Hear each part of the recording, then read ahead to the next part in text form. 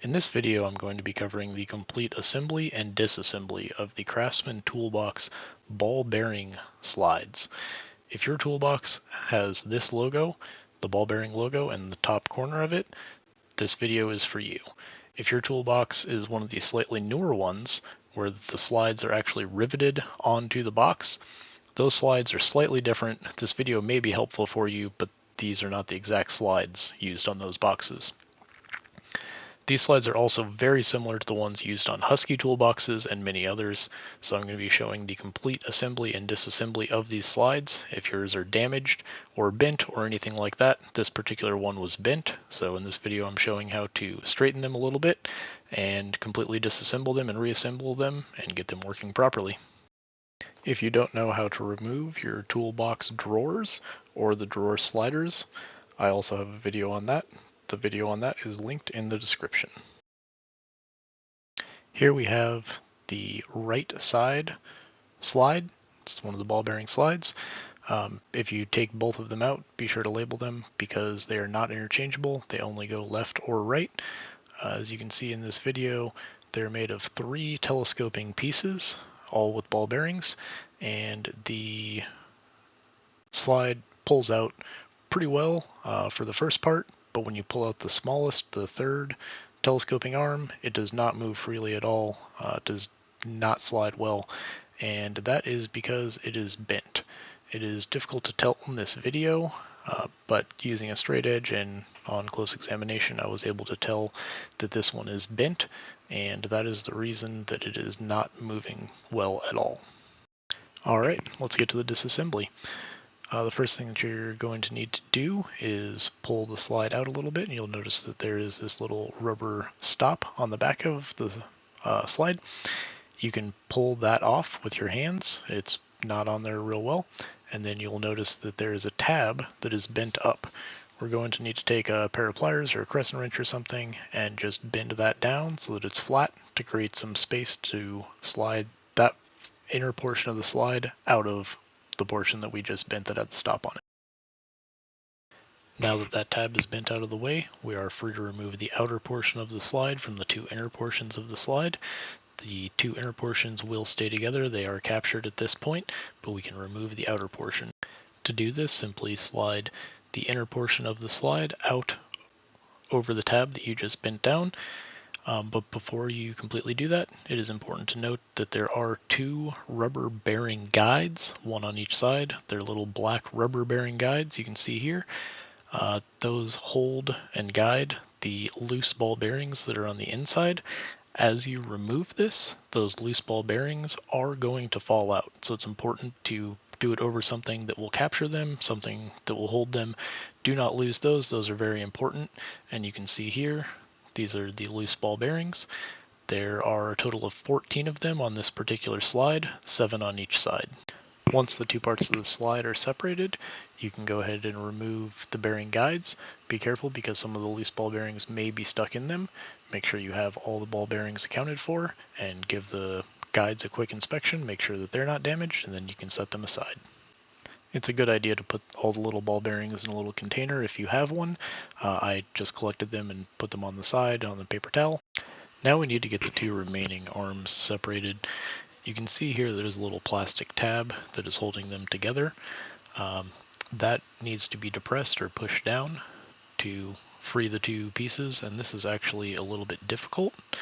If you pull the 2 slides all the way apart, you can see that there's a little plastic tab that secures them together. To do this, I used a flathead screwdriver to depress the tab. If you push down hard on it and kind of push the tab toward the smaller of the 2 arms on the slide, in other words, push it toward the other black plastic piece, you can get it to move forward. It is a little bit difficult, and even after it gets depressed and under the lip that catches it, it is still difficult to get out. You can't just pull it out at that point. You still have to work it some more. So basically what I did was took a small flathead screwdriver and pushed it forward as much as I could, and then once it was to the point where I couldn't push any more from the top, I flipped it over and got it on both sides and just slowly worked it forward and eventually got it out. If you take your time and work it out with a flathead screwdriver, working it side to side and pushing it forward, it will eventually come out, but it is a little bit of a hassle. You can see here that I got it out. You can kind of see what it looks like. Now we can set it aside and pull the two arms of the slides apart and get them separated. When you pull the two telescoping arms of the slide apart, you do want to make sure that you don't pull out the other guide that holds the other ball bearings in there. If you do want to remove that, or you do need to remove that, it is possible. You can just slide it out once the two arms are separated.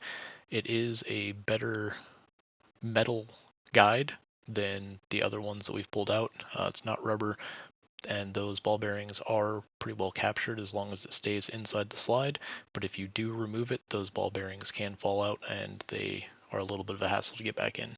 With that done, the entire slide assembly is completely disassembled unless you want to take out the metal ball bearing guide that holds all the little ball bearings that I just showed. Everything is ready to be cleaned and relubricated, fixed in any way necessary, and put back together. Since some of the arms on my slides are bent, I'm just checking everything with a straight edge to see what's bent and where and how much before I throw them in the press and get everything straightened out. Took a few attempts taking these in and out of the press and bending them little by little because I didn't want to bend them too much at any one time, and they did spring back quite a bit once I pushed them down, so it was a little bit difficult to tell how much they would actually spring back and how much they were bending back into shape, but I did get them pretty straight in all directions and got that all taken care of. I used a hydraulic press. That was pretty simple. If you don't have a hydraulic press, they're actually not that hard to bend over just a piece of metal or a piece of wood or on the corner of a workbench or something like that. But the hydraulic press worked really well for me, so if you have one, I would recommend it. Now that we've got the slides all straightened out and ready to go, cleaned up, next thing to do is start reassembling them. So the first thing you're going to want to do is take the plastic clip. It only goes in one way. You'll notice it's got a flat side and a half moon shaped side, or a half circle side. You can take that and slide it in. I just pushed it in there and it clicks into place. Make sure it clicks into place firmly. Then you can take the smallest of the three arms, slide it into the plastic clip that you just inserted. There's only really one way you can do it, but if you do want to check those notches, you're going to be pushing it toward those notches. And you want to make sure that you take the side that has the notch out of it on the smallest slide and put that in first. It slides in pretty easily into the ball bearings. You'll notice it won't go in the entire way. It's because the ball bearing guides that are in there hit on the stop. They need to be adjusted a little bit. When you pull it all the way back, it should lock into place that way, and then it'll stop before it actually fully compacts. So there's a simple way to fix that. You could potentially just take it and push it really hard with your hand. That might work. What I did was took a rubber mallet and just tapped on it a bit. I will show you that right now, and that will adjust everything on the ball bearing slides and get everything back into place. So to get those adjusted, basically just compress them as much as possible until they stop.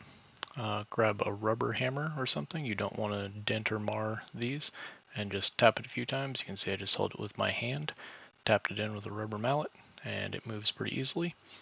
Don't have to hit it real hard, and then they're back into place. And you can see that the slide goes all the way, it compacts all the way, and it extends all the way, and it stops in both positions. That's exactly what you're looking for. You just want to make sure that it stops in both positions and that it's all the way in. Alright, now that we have the first two parts of the arm assembled, it's time to assemble those into the third one. What you're going to want to do is take the notched section of the two pieces that are already assembled and put them in facing the tab that we bent down earlier in the video. So you can just set those in like that. It's pretty simple. And then we're going to grab the rubber bearing slides or rubber bearing guides and take one of them and set it in the side. just like that. Create a little bit of space, and then you can start putting the ball bearings in. This can be a tiny bit tedious to get started, but once you get one or two of them in, the rest of them go in much easier. Just line them up with the holes that are cut out in the rubber bearing guide and push them in. Sometimes it helps to take a flathead screwdriver or something like that and push them down. Again, it can be a little bit difficult to get the first one or two started, but once you do, the rest of them go in much easier. I was having a little bit of an issue getting them started with just my finger, so what I did was grab a flathead screwdriver and just push them in from the top. That seemed to work really well and was pretty easy. Basically just take them one at a time, line them up with the hole in the bearing guide for each of the ball bearings, and push them in one at a time. Should go pretty easily once you get them started, and again, remember that there should be 7 per side on this particular one. Either way, regardless of what number of ball bearings yours has, there should be an even number on each side. Just keep pressing them into place one at a time until all of the holes in the bearing guide for that particular side are filled. So now that we have one side of the bearing guide and bearings in, be careful, don't turn it upside down or anything like that. It is not really secured or captured yet. They can fall out, and if you extend the slide too much, the ball bearings will fall out, like it just happened right there. That's okay, you can just take it and put it back in, slide it down just a tiny bit, and it is captured again. The next thing we need to do is put the other bearing guide and ball bearings in. As you can see, it slides into place pretty easily. What you want to do is put it in just a tiny bit so that you can see the first hole for the first ball bearing. Take the ball bearing, set it in there, and then push it together. Push the slide and the bearing guide in. You might have to wiggle it around a little bit. It does take a little bit of force to get the first one started, but after that they're all pretty easy. You should be able to just wiggle it around, give it a little bit of force, hold the bearing guide onto the slide itself, and push them together, and it will pop into place. Once the first one's in, the next ones go in much easier. But it's basically just the same process. You will slide the slide and the bearing guide in just a little bit until the next opening for a ball bearing. Take the ball bearing, put it in, and just slide the slide and the bearing guide in again, and repeat that process for the next few.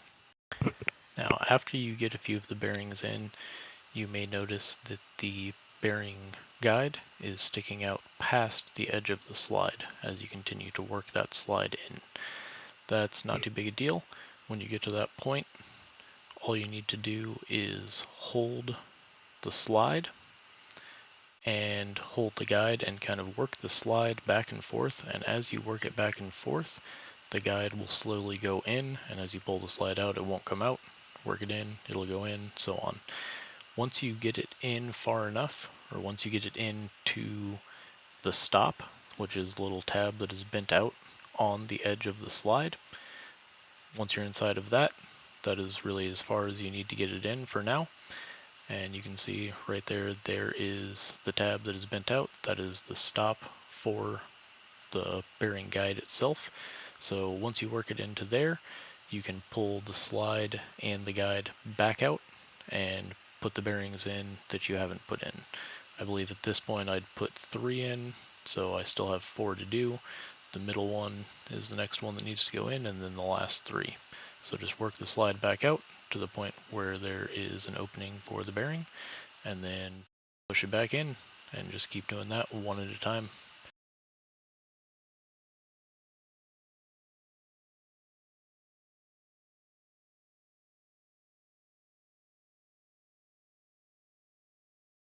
Once you have all the bearings in and the bearing guides in, you'll go ahead and push the slide all the way together so it's as compact as possible. And then you will also notice that the bearing guides are not lined up properly. We can fix that real easily. To get the bearing guides lined up properly, just grab the smallest arm on the slides and pull it out away from the tab that we bent down originally, extend the arm as much as possible. Make sure you don't move it toward that tab that we bent earlier, because that will pull it all apart. But if you pull it all the way out, extend it as far as possible, it doesn't take that much force, but it does take a little bit of force, it will automatically line the bearing guides up properly. You can see here that they are now lined up, they're centered, and they are even with each other, which is exactly what we want.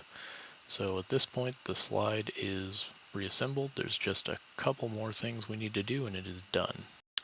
Alright, so now that we have the slide reassembled, we need to bend the tab that works as a stop back up. I just did that with a crescent wrench. You can use pliers, whatever works for you. I bent it to about a 45-degree angle because that's how it was originally. It wasn't bent all the way to a 90. Then we need to take the plastic bump stop and slide it back on. It doesn't take a whole lot of force. You can typically just slide it on by hand. Once that's done, give the slide a check, extend it all the way, make sure that it's stopping where it should, make sure that it's operating smoothly, and make sure that it stops against that bump stop. My slide is working pretty well. It's probably not quite as smooth as the other one, but it is a whole lot better than it was before, and it's definitely functional now. The left side one, the one that I didn't take apart, doesn't seem to have any damage or anything, and it's very smooth, but this one was terrible before, and it's actually pretty smooth now. It doesn't take a whole lot of force to open it, and everything is sliding like it should. So this, for the most part, was a success. I hope this video was helpful and informative. If you have any questions about this process, leave them in the comments and I will do my best to answer them. If you found this video helpful, please like and subscribe.